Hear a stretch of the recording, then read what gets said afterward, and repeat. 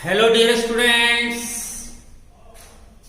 चलिए एक क्वेश्चंस को हम लोग देखते हैं। एनसीईआरटी का इन टेक्स्ट क्वेश्चन है,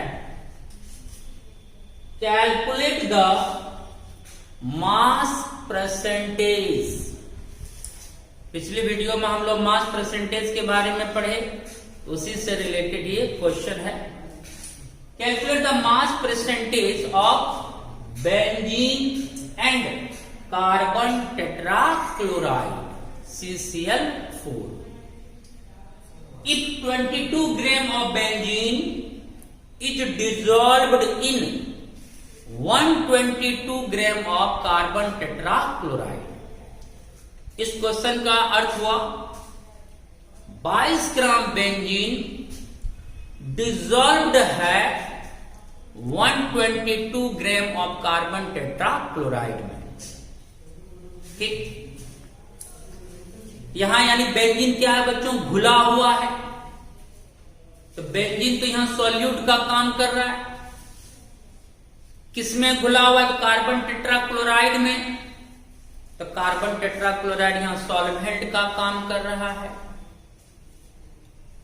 तो बेंजीन अर्थात सॉल्यूट, कार्बन टेट्राक्लोराइड अर्थात सॉल्वेंट, दोनों का मास दिया हुआ है। अगर हम दोनों के मास को ऐड कर ले, जोड़ ले, तो मास ऑफ सॉल्यूशन आ जाएगा। सॉल्यूट का मास प्लस सॉल्वेंट का मास इक्वल टू सॉल्यूशन का मास हो जाएगा, टोटल मास। तो according to question, mass of benzene 22 gram, mass of carbon tetrachloride 122 ग्राम।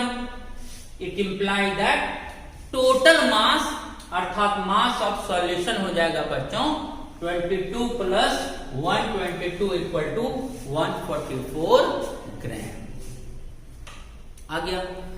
अब हमें बेंजीन और कार्बन टेट्राक्लोराइड दोनों के मास को प्रेडिक्ट करना है, परसेंटेज मास को। तो कल मैंने क्या कहा, जिसका परसेंटेज मास हमें प्रेडिक्ट करना है उसका mass upon total mass into 100 हो जाएगा। जैसे मास परसेंटेज ऑफ बेंजीन, हमें बेंजीन का मास परसेंटेज निकालना है, कैलकुलेट करना है। तो mass percentage of benzene equal to क्या होगा बोलो, mass of benzene upon mass of solution अर्थात total mass into 100। Mass of benzene 22 gram है और टोटल मास मेरा आ गया था 144 ग्राम, तो अपॉन 144 ग्राम इंटू 100। तो 22 इंटू 100, 2200 अपॉन 144 डिवाइड करके आया बच्चों 15.27%। इसका मतलब बेंजीन और कार्बन टेट्राक्लोराइड को मिक्स करके जो हम लोगों ने सॉल्यूशन बनाया, उसमें बेंजीन का मास परसेंटेज है 15.27%। उसी तरह हमें कार्बन टेट्राक्लोराइड का मास परसेंटेज निकालना है, तो आप फॉर्मूला लगा सकते थे, मास of carbon tetrachloride upon mass of solution into 100। लेकिन अगर हम उसमें टाइम थोड़ा सा ज्यादा इन्वॉल्व होता, ज्यादा टाइम लगता, ऐसे भी निकाल सकते हैं हम लोग। 15.27% आया बेंजीन का मास परसेंट। इसका मतलब क्या हुआ कि 100 ग्राम सॉल्यूशन में बेंजीन प्रेजेंट है 15.27 ग्राम। तो 100 में अगर बेंजीन है 15.27 ग्राम, तो कार्बन टेट्राक्लोराइड क्या होगा, तो 100 में अगर बेंजीन के मास परसेंटेज को माइनस कर देंगे तो mass percentage of carbon tetrachloride आ जाएगा। तो 100 माइनस 15.27 84.73% आ गया। या आप फॉर्मूला से भी इसको सॉल्व कर सकते हैं, यही आंसर आएगी।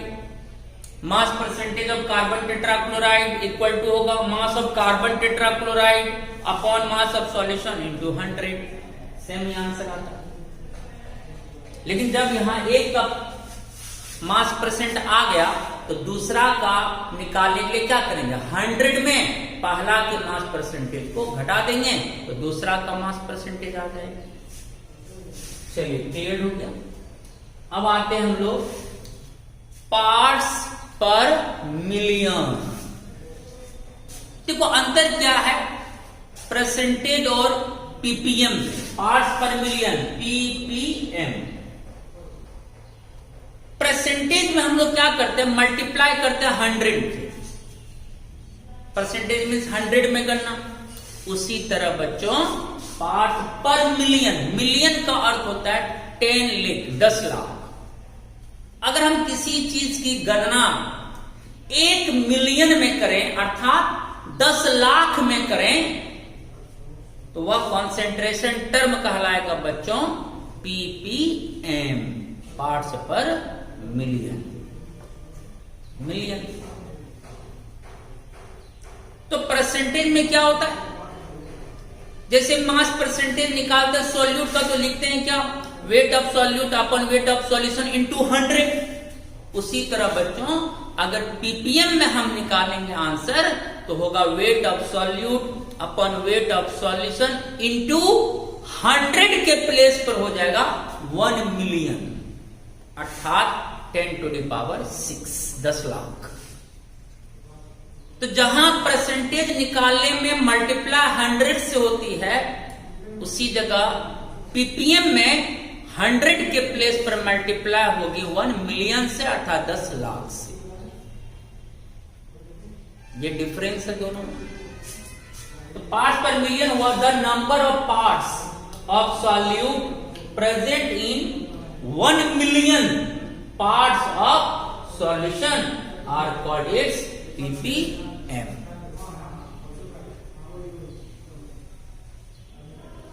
क्लियर है। 1 मिलियन इक्वल टू होता है कितना बच्चों, 10 लाख। देखो इकाई दहाई सैकड़ा हजार, इकाई दहाई सैकड़ा हजार, 10,000 लाख, 10 लाख। 1 पे 60 10⁻⁶ हो। तो सेम परसेंटेज का यहाँ सारा टर्म है। हम लोग 3 टर्म्स पढ़े थे, mass percentage, volume percentage, mass by volume percentage. यहां भी वही तीनों टर्म है। पीपीएम फाइंड आउट करना है मास परसेंटेज के टर्म में W/W अर्थात weight of solute upon weight of solution into 100 के प्लेस पर हो जाएगा 10⁻⁶ अर्थात 1 मिलियन। 10⁻⁶ होता है 10 लाख। उसी तरह पीपीएम फाइंड आउट करना है वॉल्यूम के टर्म में, तो volume of solute upon volume of solution into 10⁻⁶। उसी तरह पीपीएम हमें फाइंड आउट करना है मास बाय वॉल्यूम टर्म में, W/V मास बाय वॉल्यूम। तो ppm in W/V equal to W अर्थात weight of solute upon V volume of solution into 10⁻⁶ हो जाएगा। क्लियर। अगर आपको सॉल्यूट का मास दे दिया जाए, सॉल्यूशन का भी मास दे दिया जाए इंटू 10⁻⁶ कर दोगे तो वो आंसर आपका पीपीएम में आ जाएगा।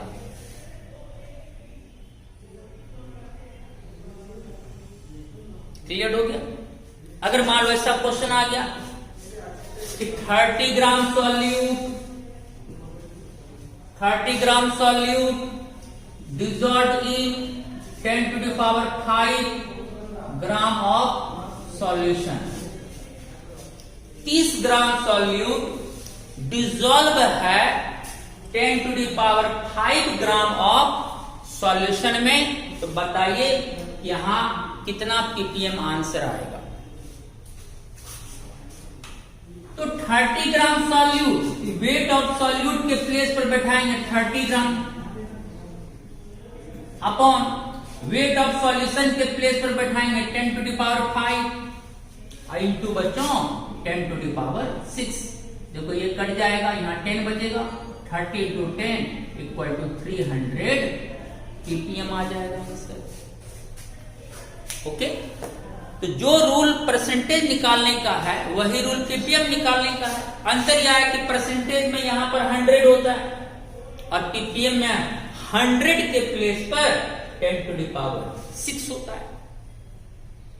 तो 100 ग्राम सॉल्यूशन में अगर हम गणना करेंगे वह मास परसेंटेज टर्म आएगा, और अगर हम 1 मिलियन सॉल्यूशन में किसी चीज की प्रेडिक्शन करेंगे तो वह हमारा पीपीएम टर्म आ जाएगा।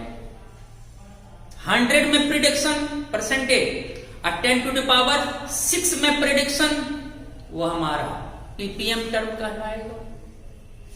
चलिए, फुल्ली क्लियर हो गया क्या डिफरेंस है परसेंटेज और पीपीएम में? समझ गए बात को? सब कुछ सेम होता है। अगर हमें मास के टर्म में पीपीएम निकालना है तो wait of solute upon weight of solution into 10⁻⁶। Volume के टर्म में निकालना है तो volume of solute upon volume of solution into 10⁻⁶। मास का वॉल्यूम टर्म में अगर निकालना है पीपीएम तो wait of solute upon volume of solution into 10⁻⁶ हो जाएगा। ओके, चलिए इसके शॉर्ट ले लीजिए।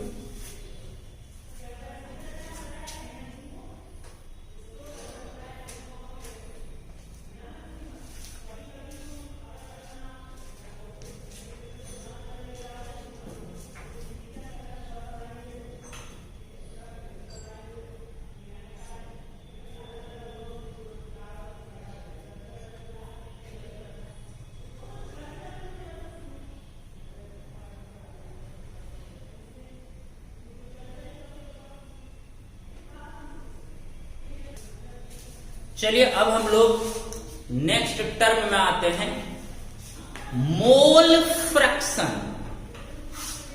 कई टर्म्स की फ्रैक्शन होती है। फ्रैक्शन मींस रेशियो, अनुपात। मास फ्रैक्शन भी होती है। मास फ्रैक्शन मतलब mass upon mass. Volume fraction means volume upon volume. तो उसी तरह बोलो बच्चों, mole fraction means mole upon mole. Mole के रेशियो को कहते हैं हम लोग बच्चों मोल फ्रैक्शन। अब जैसे मैं एक एग्जांपल दूं, आपने शरबत बनाया तो शरबत में 2 तरह का कंपोनेंट्स है, शुगर और वाटर, चीनी और पानी। अब हमने आपसे क्वेश्चन करा मोल फ्रैक्शन निकालो शुगर का,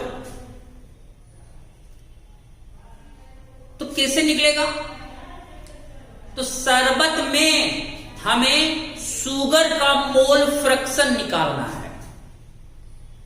तो जिसका मोल फ्रैक्शन कहेंगे निकालने, जिसका मोल फ्रैक्शन, उस कंपोनेंट का मोल ऊपर में ड्राइंग होगा, डिवाइड होगा बच्चों टोटल नंबर ऑफ मोल्स से। तो जिसका मोल फ्रैक्शन, उसका mole upon total moles equal to mole fraction. अब शरबत में हमें शुगर का मोल फ्रैक्शन निकालना है, तो mole fraction of sugar equal to क्या होगा?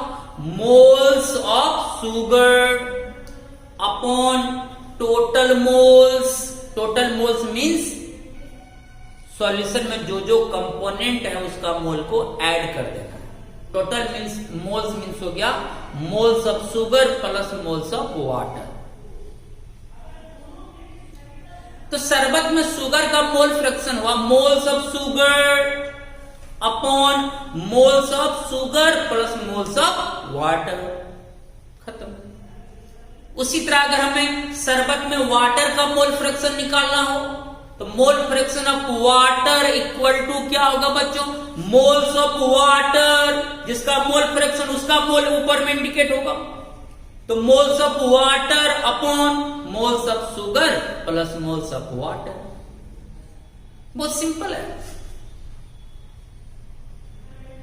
अगर आपने वाटर में NaCl डाल दिया, नमक डाल दी, सॉल्ट डाल दी, अब NaCl का मोल फ्रैक्शन निकालो, तो mole fraction of NaCl equal to moles of NaCl upon moles of NaCl plus moles of water.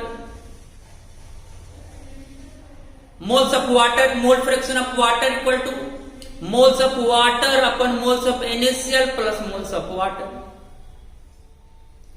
तो जिसका मोल फ्रैक्शन केवल उस कंपोनेंट का मोल इंडिकेट होगा ऊपर में, डिवाइड कर देना है total number of moles present in the solution. Solution में जितना मोल्स, जितना कंपोनेंट है, सबके मोल को ऐड करके डिवाइड कर देना है, हो गया मोल फ्रैक्शन। तो मोल फ्रैक्शन में अभी आपने क्या सुना, कोई एक कंपोनेंट का मोल ऊपर में यूज होगा जिसका निकालना है, divide total number of moles. इसलिए इसका इंट्रोडक्शन क्या होगा, mole fraction it is the ratio of number of moles of one component to the number of moles of all the components present in the solution।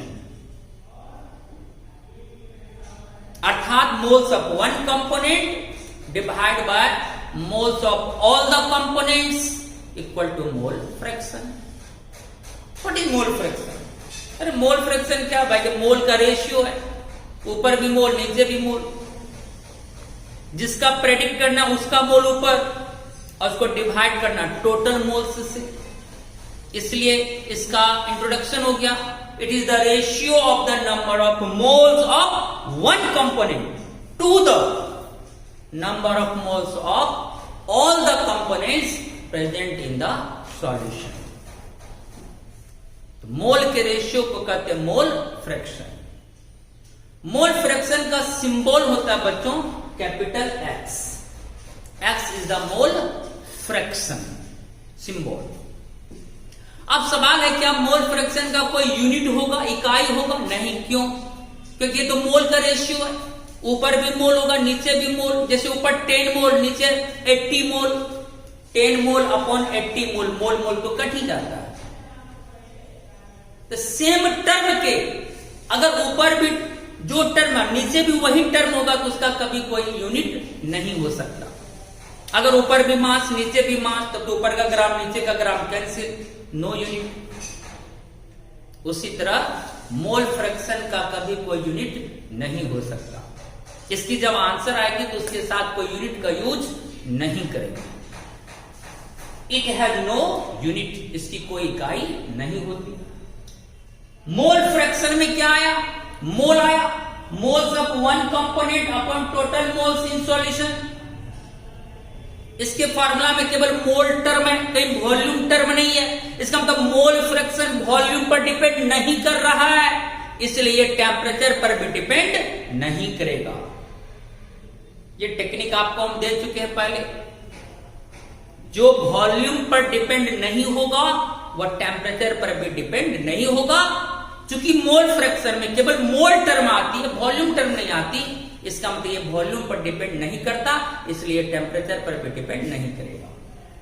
It does not depend on temperature. Clear हो गया सब कुछ? अब चलो एक काम करते हैं। सपोज करो हम लोगों ने दो कंपोनेंट्स यूज करा, कंपोनेंट ए और कंपोनेंट बी, और ए और बी कंपोनेंट को मिक्स करके हम लोगों ने एक सॉल्यूशन बना लिया। अब सॉल्यूशन में दो तरह का कंपोनेंट्स है, ए और बी। अब हमें बारी बारी से बच्चों मोल फ्रैक्शन प्रेडिक्ट करना है कंपोनेंट ए का भी और कंपोनेंट बी का भी। Clear? If Na and Nb be the number of moles of components A and B respectively। मान लेते जो सॉल्यूशन बनाई उसमें एक कंपोनेंट का अमाउंट है, मोल है कितनी, Na, और उस सॉल्यूशन में बी कंपोनेंट का मोल मौजूद है बच्चों कितना, Nb। तो आपको ए और बी दोनों कंपोनेंट का मोल मालूम है, Na और Nb। अब हमें प्रेडिक्ट करना है मोल फ्रैक्शन ऑफ ए अर्थात XA। XA का अर्थ हुआ X मीन्स मोल फ्रैक्शन, नीचे में A है तो XA हो गया मोल फ्रैक्शन ऑफ A। तो हमें किसका मोल फ्रैक्शन निकालना है? यहां ए कंपोनेंट का। सॉल्यूशन में दो कंपोनेंट ए और बी, हमें मोल फ्रैक्शन किसका निकालना है? ए का। तो जिसका निकालना है उसका मोल अपॉन टोटल मोल करते हैं। तो ए कंपोनेंट का मोल निकालना है तो ऊपर क्या लिखोगे, moles of A upon total moles, mole fraction of A हो गया। तो ए का मोल्स क्या है, N A, total moles means solution में दो कंपोनेंट, दोनों के मोल को ऐड कर देंगे तो टोटल मोल हो गया, अर्थात moles of A plus moles of B हो गया। क्लियर। अब ये है सवाल, अगर मान लो कोई न्यूमेरिकल्स आया, मोल फ्रैक्शन निकालना है, तो अगर आपको ए का मोल दे दिया क्वेश्चन में, बी का भी मोल दे दिया, तब तो मोल फ्रैक्शन आप इजीली सॉल्व कर लेंगे। ए का मोल फ्रैक्शन मांगा, बस ए का मोल अपॉन ए का मोल प्लस बी का मोल हो जाएगा। लेकिन अगर सवाल में डायरेक्ट मोल ना देकर कंपोनेंट का क्या दे दिया बच्चों, मास दे दिया कि ए इतना ग्राम, बी इतना ग्राम, तब क्या होगा बच्चों, तब हमें वहां मास के द्वारा पहले मोल को प्रेडिक्ट करना होगा। ध्यान रखना, कोई कोई बच्चा क्या करता है, दिया हुआ मास तो मास का ही रेशियो निकाल देता है। बड़े भाई नाम क्या, मोल फ्रैक्शन, तो मोल का ना रेशियो होगा, मास फ्रैक्शन में ना मास का रेशियो होता है, तो मोल फ्रैक्शन है, तो मोल फ्रैक्शन में किसका रेशियो होगा, मोल का, और आपको दिया हुआ क्या है, मास, तब वहां मास को कन्वर्ट करेंगे पहले किसमें, मोल में, तब आएगी। अब सवाल है, मोल फ्रैक्शन आ गया, लेकिन सवाल में मोल के प्लेस पर क्या दिया हुआ है, मास, तब वहां हम लोग मोल का फॉर्मूला यूज करेंगे। मोल स्मॉल एन सिंबल होता है मोल का, mole equal to given weight upon molar mass. जैसे अब हमको ए का मोल प्रेडिक्ट करना है, moles of A symbol N A, और मोल का फॉर्मूला होता है given weight upon molar mass. तो moles of A equal to होगा given weight of A upon molar mass of A. A का जो गिवन वेट क्वेश्चन में दिया हुआ है और उसका ऐड करके मोलर मास खुद से निकालेंगे, तो गिवन वेट को जब मोलर मास से डिवाइड करेंगे उस कंपोनेंट का वहां मोल प्रेडिक्ट हो जाएगा। Similarly moles of B equal to क्या होगा, given weight of B upon molar mass of B. Given weight जो दिया गया है वेट क्वेश्चन में, उसको उस कंपोनेंट के मोलर मास से डिवाइड कर देंगे, उसका मोल प्रेडिक्ट हो जाएगा। तो जब भी मास दिया रहे क्वेश्चन, ध्यान से रखना, जब भी मास दिया रहेगा तो हम लोग W/m फॉर्मूला लगाकर पहले उन दोनों कंपोनेंट्स का मोल को प्रेडिक्ट कर लेंगे। जैसे ही मोल प्रेडिक्ट होगा तो मोल फ्रैक्शन का फॉर्मूला में मोल के प्लेस पर मान बैठा देंगे, उसका मोल फ्रैक्शन आ जाएगा। उसी तरह मोल फ्रैक्शन ऑफ बी निकालना है, mole fraction of B X B predict करना है, तो जिसका मोल फ्रैक्शन उसका मोल अपन टोटल मोल, तो बी का मोल फ्रैक्शन निकालना के ऊपर क्या लिखेंगे, moles of B upon total moles, अर्थात moles of A plus moles of B. Clear. अगर दो कंपोनेंट्स में एक कोई ना कोई सॉल्यूट होगा, कोई एक सॉल्वेंट होगा, इसको हम ऐसे भी डिजाइन कर सकते हैं सॉलिड सॉल्वेंट के टर्म से। जैसे शरबत में शुगर हो गया सॉल्यूट, वाटर हो गया सॉल्वेंट। कोई सॉल्यूशन उसमें टू कंपोनेंट्स है, एक सॉल्यूट एक सॉल्वेंट। बोलो अगर निकालना हो मोल फ्रैक्शन ऑफ सॉल्यूट तो क्या लिखोगे, तो mole fraction of solute equal to होगा moles of solute upon moles of solute plus moles of solvent, अर्थात टोटल मोल्स हो गया। Mole fraction of solute equal to mole of solute upon mole of solute plus mole of solvent. तो small N हमने माना है moles of solute को, और capital N हमने माना है मोल्स ऑफ सॉल्वेंट को। तो mole fraction of solute equal to moles of solute upon moles of solute plus moles of solvent. उसी तरह mole fraction of solvent equal to क्या होगा, तो जिसका मोल फ्रैक्शन उसका मोल अपन टोटल मोल। हमें मोल फ्रैक्शन किसका निकालना, सॉल्वेंट का। ऊपर में होगा moles of solvent upon moles of solute plus moles of solvent. Divide हमेशा टोटल मोल्स से देना है, अर्थात सॉल्यूशन में जितना कंपोनेंट्स है सभी के मोल्स को ऐड करके डिवाइड कर देना है। क्लियर हो गया? अब बताओ, अगर हमें मोल फ्रैक्शन निकालना हो किसका, सॉल्यूशन का। जैसे हमको शरबत का मोल फ्रैक्शन निकालना है, मोल फ्रैक्शन ऑफ शरबत इक्वल टू, तो शरबत में दो कंपोनेंट है, शुगर और वाटर। तो शुगर और वाटर के मोल फ्रैक्शन को जोड़ देंगे तो शरबत का मोल फ्रैक्शन निकल जाएगा। तो सॉल्यूशन में जितना कंपोनेंट्स है उन सभी कंपोनेंट्स के मोल फ्रैक्शन को ऐड कर देंगे तो सॉल्यूशन का मोल फ्रैक्शन निकल जाएगा। तो mole fraction of solution equal to क्या होगा बच्चों, mole fraction of solute plus mole fraction of solvent. Solute और सॉल्वेंट के मोल फ्रैक्शन को ऐड कर देंगे तो सॉल्यूशन का मोल फ्रैक्शन आ जाएगा। तो सॉल्यूट का मोल फ्रैक्शन n/n+n आया था, प्लस सॉल्वेंट का मोल फ्रैक्शन कैपिटल n+n+n आया था। n+n का एलसीएम n+n, ऊपर में भी n+n कट के 1 यूनिटी। सॉल्यूशन का मोल फ्रैक्शन याद रखना हमेशा यूनिटी होता है 1। चाहे सॉल्यूशन में दो कंपोनेंट्स हो या दो से ज्यादा कंपोनेंट्स हो, कितना भी कंपोनेंट्स मिक्स्ड हो सॉल्यूशन में, जब आप सारा कंपोनेंट्स के मोल फ्रैक्शन को ऐड करेंगे हमेशा कट के बच्चों कितना देगा 1। कोई क्वेश्चन पूछ दिया, हमने वाटर में चीनी डाल दी, सॉल्यूशन बना, बताओ उस सॉल्यूशन का मोल फ्रैक्शन कितना होगा 1। फिर ठगने के लिए आपको क्या पूछा, चलो इस बार वाटर में चीनी भी डाल दिए, नमक भी डाल दिए। अब जो सॉल्यूशन बना उसमें 3 कंपोनेंट हो गया, वाटर, चीनी और नमक। अब बताओ सॉल्यूशन का मोल फ्रैक्शन हो क्या होगा, वही 1 होगा। चाहे दो कंपोनेंट मिक्स्ड हो, चाहे दो से ज्यादा कंपोनेंट्स हो, कितना भी कंपोनेंट क्यों ना मिक्स्ड हो जाए, जब आप सारे कंपोनेंट का मोल फ्रैक्शन को ऐड करेंगे हमेशा आपको प्राप्त होगा बच्चों 1। इसलिए आंख बंद करके बात ध्यान रखना, कितना भी कंपोनेंट मिक्स्ड होकर आप सॉल्यूशन बना ले उस सॉल्यूशन का मोल फ्रैक्शन हमेशा बच्चों 1 होगा।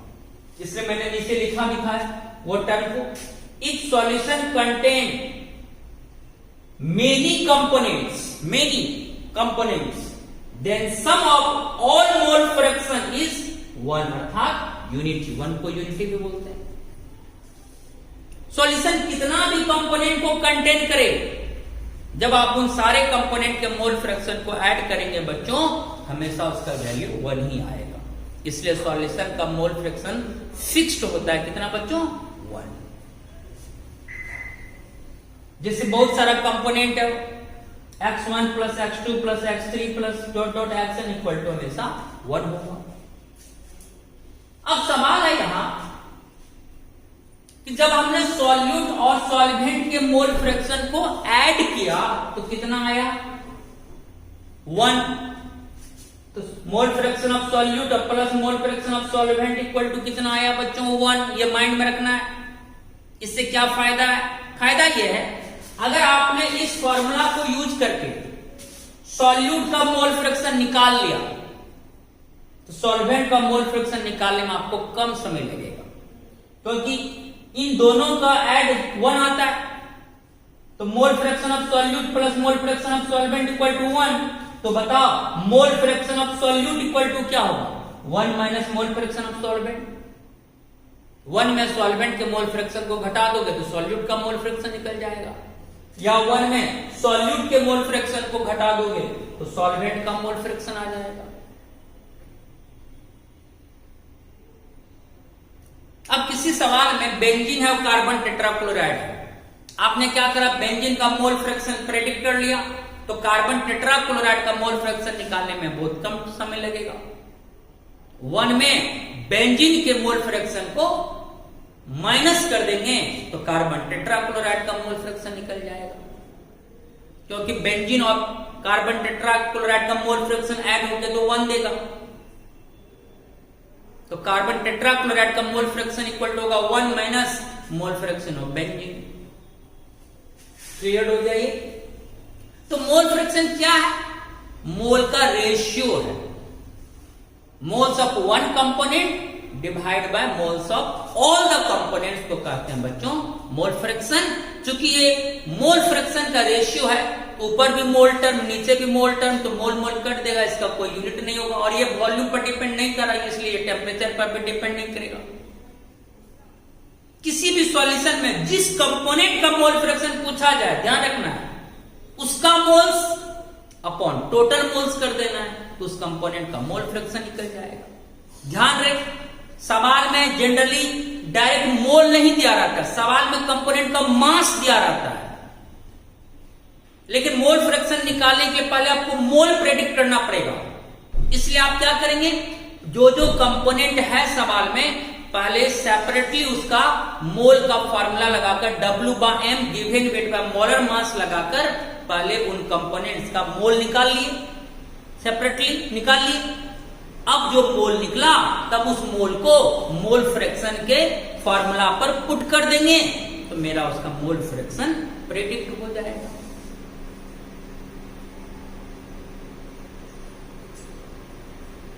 क्लियर? अब जैसे मैं एक बात बता दूं, जैसे सपोज करो 20 ग्राम ग्लूकोज, यहां तो ग्लूकोज का मास दिया बच्चों, मोल तो नहीं दिया। तो मोल फ्रैक्शन निकालने में तो मोल यूज होता है, तब यहां मास को बच्चों बदल लेंगे, किसमें? मोल में। लिखेंगे मोल इक्वल टू W/m। W क्या हुआ बच्चों? Given weight. तो ग्लूकोज का गिवन वेट कितना दिया है? 20 अपॉन m क्या हुआ बच्चों? Molar mass. तो ग्लूकोज का मोलर मास क्या होता है? ग्लूकोज का सूत्र होता है C6H12O6। C6H12O6।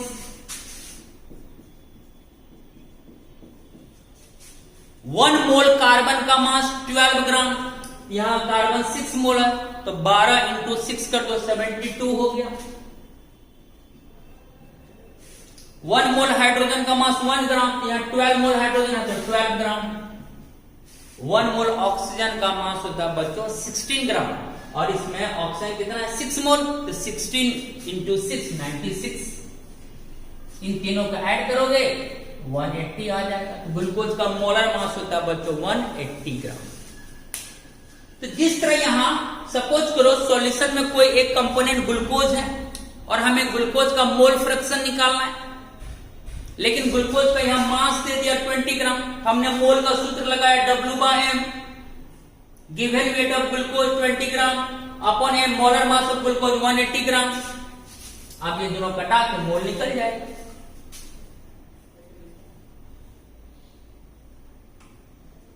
क्लियर हो गया? तो जिसका अब हमें सपोज ग्लूकोज वाटर में डिसॉल्व है, यहाँ 2 कंपोनेंट हुआ, एक ग्लूकोज और एक वाटर, तो mole fraction of glucose equal to क्या होगा? Moles of glucose upon moles of glucose plus moles of water. Glucose का मोल निकल गया, उसी तरह वाटर का मोल निकाल लेंगे, आराम से पुट करेंगे मोल का वैल्यू, तो ग्लूकोज का मोल फ्रैक्शन निकल जाएगा। ओवरऑल यही कॉन्सेप्ट हुआ कि मोल फ्रैक्शन में क्या होता है, जिस कंपोनेंट का मोल फ्रैक्शन निकालना है उस कंपोनेंट का मोल ऊपर में divide by total moles of components present in the solution. Fully cleared? चलिए इसका स्क्रीनशॉट ले लीजिए।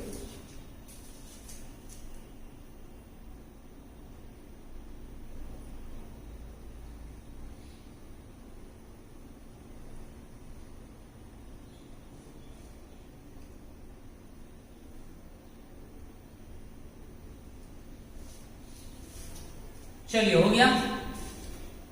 अब हम लोग फिर इस पर बेस्ड कल हम लोग न्यूमेरिकल्स भी करेंगे। ओके, तब तक के लिए टेक केयर एंड बाय।